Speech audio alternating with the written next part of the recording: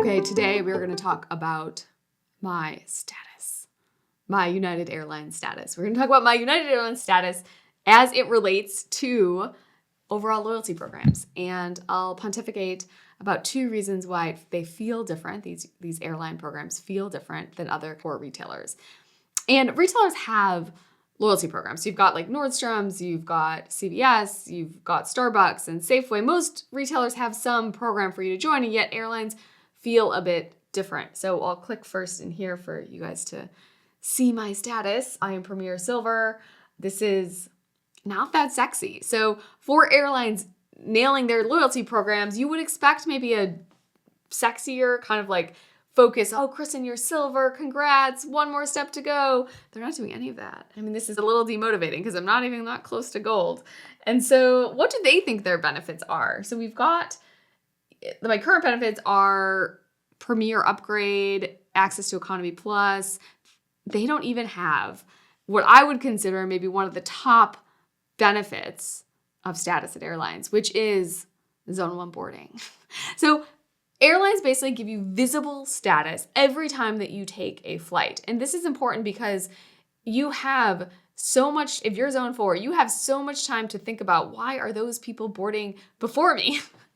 And so this visible status not only helps the people who are boarding feel good and have a potentially real benefit, and it gets the people who are not them to think about why are they getting to board first. So I think this is a really big unlock, this visible status in these loyalty programs, because you have now a mental model for what the program is. And the benefit of boarding first isn't that great, but you all have the memory of if you were boarding later and they say, oh, we don't have any space in the overhead. And you just like, oh, and so there's this general regret aversion for not having the status. And when you're standing in line waiting for it, you get time to contemplate how that feels.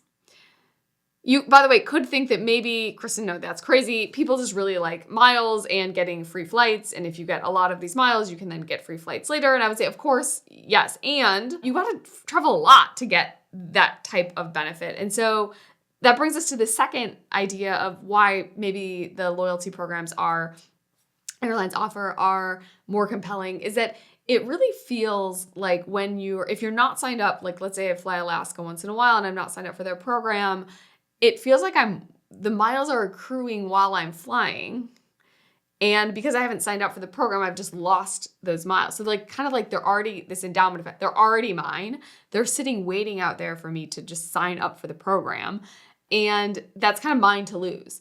And you don't really get that feeling if you're going to a Starbucks and I'm buying a drink and I have this idea of like in the background, there are points accruing and I will lose them if I don't sign up. We instead have much more of a gain frame for these loyalty programs, by which it's something I have to like go do. And then I will have to figure out if the benefits are worth it. But I think because airlines have used miles, which is actually just like, it's really with the mental model of flying, you're accruing miles, literally accruing miles as you fly. And so it feels potentially more like it's on me to take that step to sign up for the program, because if I don't, I'm losing out on these miles. So those would be the two differences here. And I am struck by how it doesn't appear that United has as much self-awareness of this as you would think. What they're basically saying is you may at some point in your life as status Premier Silver with us get a chance to get an upgrade. I, by the way, have never gotten upgraded.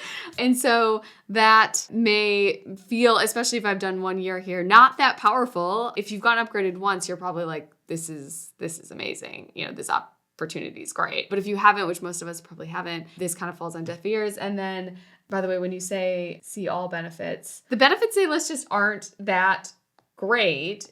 If you think about you're getting to like Premier Platinum, like Economy Plus for you and 8 companions. So it's like, okay, so when I am traveling with 8 people, which is probably a work benefit anyway, I now get to get complimentary access to this. Like that's, I guess, maybe, again, great for a work benefit, but they're listing out benefits that don't actually seem to be maybe aligned with what people really do value, which again is this kind of this status, the access to lounges, all these things that are visible ways to say that we are better than other people. So that's generally what status implies. And so airlines are good at that. And it's happening without you doing anything, but you really should do something because you feel like you're going to lose out if you don't. Benefit.